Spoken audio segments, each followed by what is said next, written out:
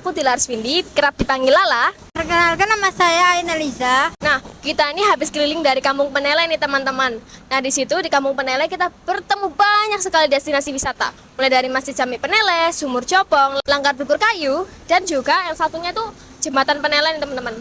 Dan yang paling menyeramkan, Makam Eropa Peneleh. Tapi nggak usah takut ya teman-teman, di situ ada banyak penjaga kok.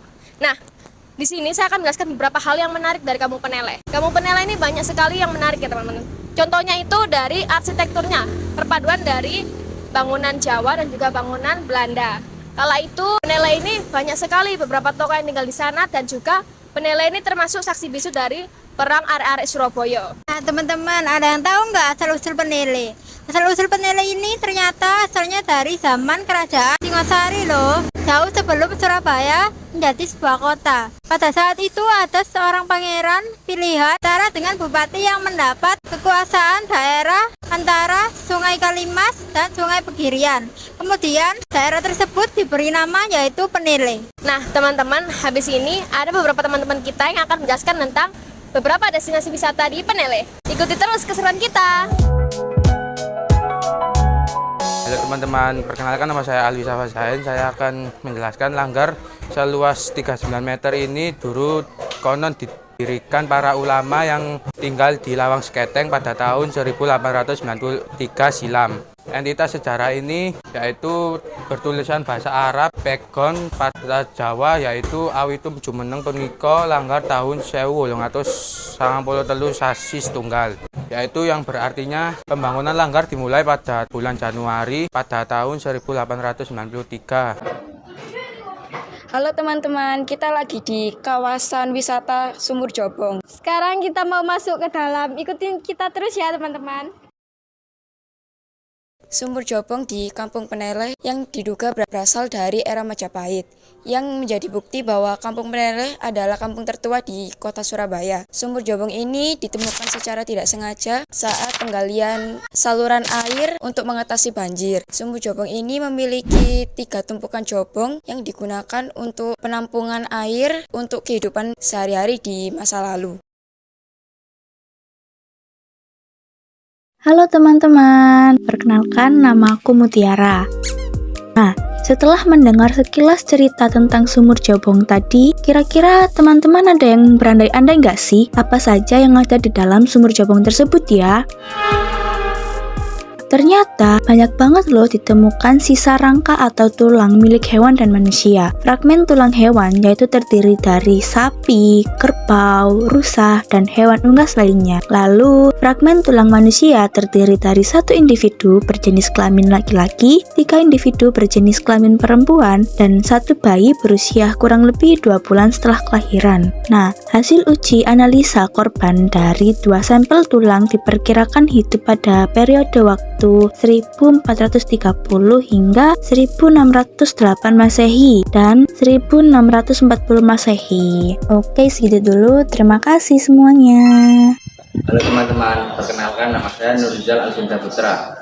Kali ini kita berada di Masjid Jami Peneleh. Masjid Jami Peneleh ini adalah masjid jami tertua di Surabaya yang diyakini didirikan oleh Sunan Ampel pada abad ke-14.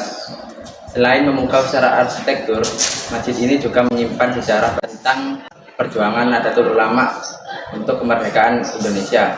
Di dalam ruangan masjid ini terdapat 10 tiang yang melambangkan 10 malaikat Allah. Halo, perkenalkan saya Mutali terus. Di sini mau menjelaskan tentang Jembatan Peneleh. Dulu Jembatan Peneleh pernah menjadi pertempuran era perang 1945.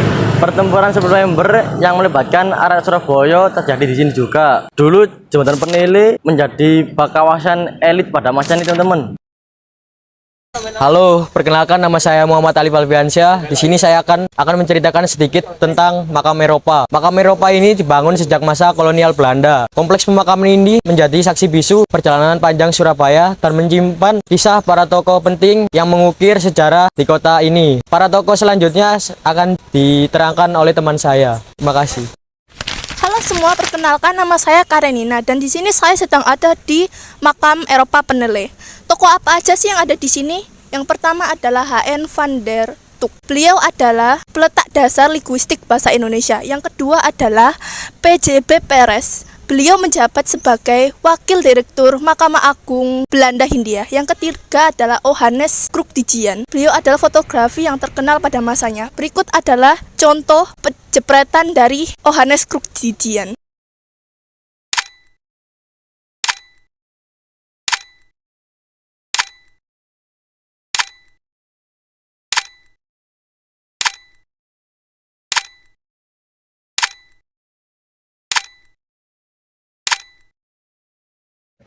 Halo semuanya, perkenalkan nama saya Inge.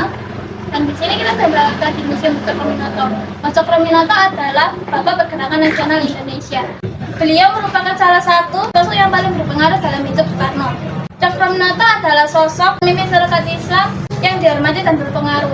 Cokro ditakuti oleh pemerintah Belanda dan dijuluki Raja Jawa tanpa mahkota. Museum ini menempati rumah yang dulunya di tempat tinggal Mas Cokroaminoto. Rumah ini juga menjadi saksi bisu juang bangsa maupun lainnya tokoh nasional. Rumah ini juga dahulunya pernah dikos sama Presiden Soekarno. Bahkan koleksi-koleksi di sini adalah barang-barang yang berkaitan dengan kisah Mas Cokroaminoto. Dan untuk di dalam museum bakal ada teman saya yang lainnya akan menjelaskan. Halo teman-teman, di sini saya lagi di Museum Host Cokroaminoto. Museum Host Cokroaminoto memiliki ruang depan yang dapat koleksi-koleksi yaitu pernak-pernik, meja, kursi, dan plakat penghargaan. Di lorong kiri terdapat koleksi Host Cokroaminoto waktu masih aktif di Sarekat Islam. Nah, di sini ada arsip kuno, lalu ada surat kabar dan buku kuno,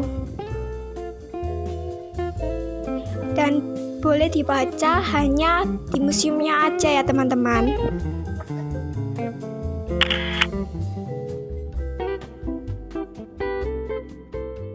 Di ruangan ini ada beberapa foto penghuni rumah ini, dimulai dari Ir Soekarno dan Musuh dan lain-lainnya. Koleksi ikonik museum ini adalah setelan baju Ir Soekarno waktu masih muda dan tersimpan rapi di belakang lorong dan bersebelahan dengan lemari kuno. Nah, teman-teman, di sini kita akan masuk di ruang pribadi Host Cokroaminoto.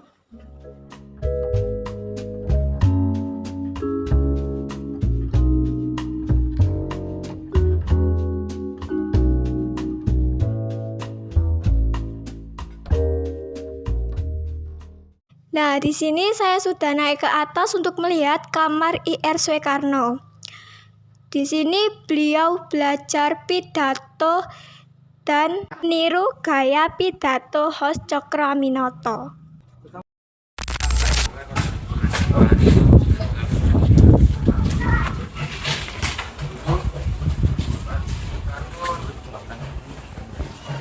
Terus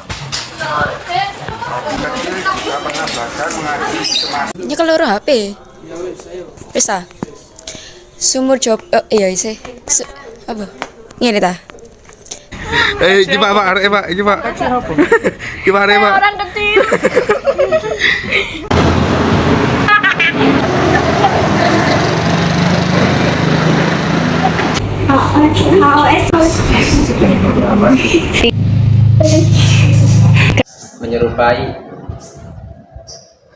menyerupai malaikat Nabi dan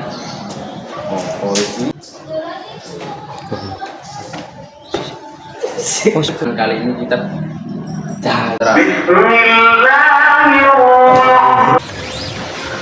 tek Kamar ini menjadi sik-sik. Pulang.